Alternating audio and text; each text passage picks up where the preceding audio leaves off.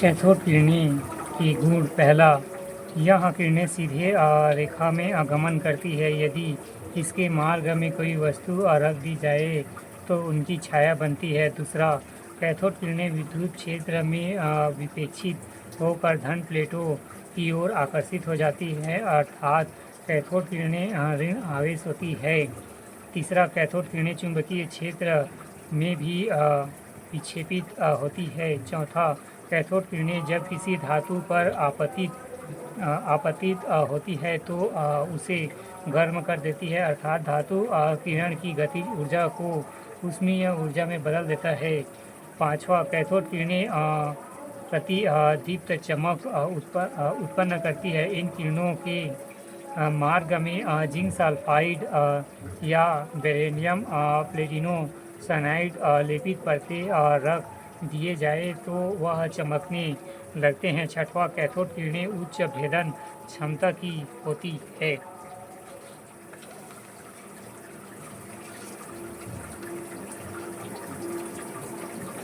छत्तीसगढ़ लोक सेवा आयोग मुख्य परीक्षा 2014 पुराने पाठ्यक्रम भाग 2 भौतिक विज्ञान। प्रश्न 1, पूर्ण आंतरिक अपरावर्तन से आप क्या समझते हैं? उत्तर, पूर्ण आंतरिक परावर्तन मुख्यतः है जिसमें प्रकाश की किरणें सघन माध्यम से विरल माध्यम में प्रवेश करती है तथा आपतन कोण का मान क्रांतिक कोण के मान से भी अधिक होने चाहिए। उदाहरण, हीरे का चमकना।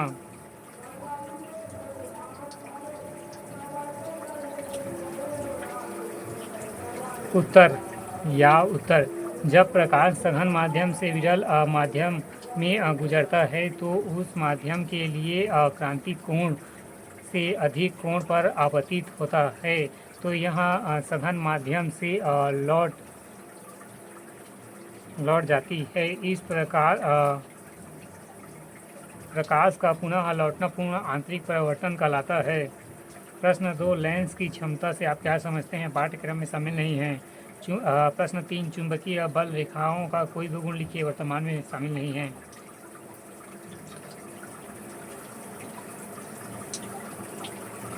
प्रश्न 4, विशिष्ट प्रतिरोध को परिभाषित कीजिए। एसआई पद्धति में इनका इकाई लिखिए। उत्तर, विशिष्ट प्रतिरोधकता किसी निश्चित ताप पर दिए गए चालक का प्रतिरोध निम्न कारकों पर निर्भर करती है।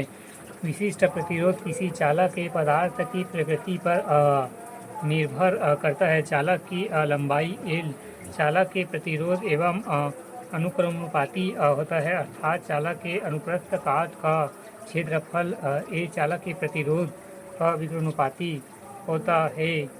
ये एसआई पद्धति में इसकी इकाई ओम मीटर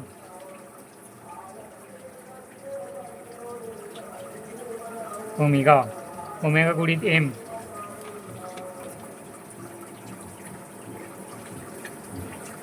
इसमें तो कुछ शामिल नहीं है।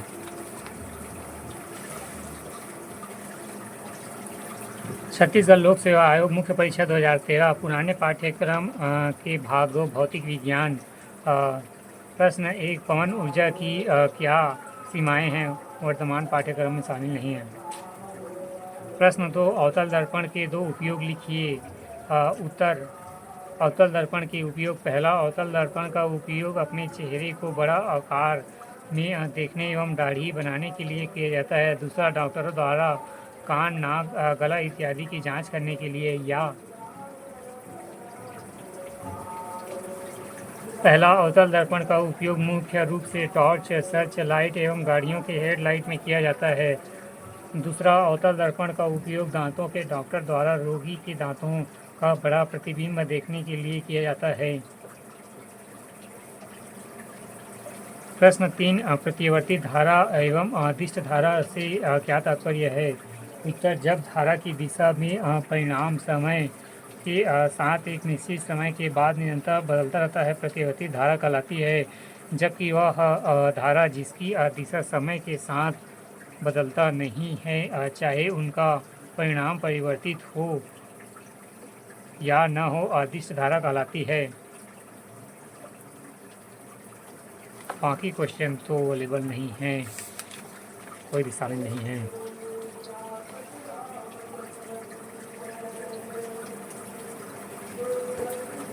छत्तीसगढ़ लोक सेवा आयोग मुख्य परीक्षा 2012 पुराने पाठ्यक्रम भाग 2 भौतिक खंड 1 उत्तर की शब्द सीमा 30 अंक 2।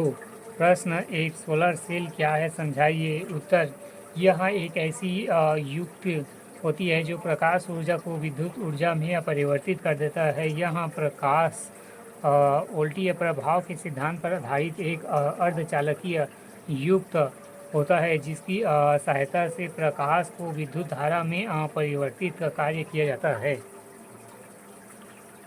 उत्तर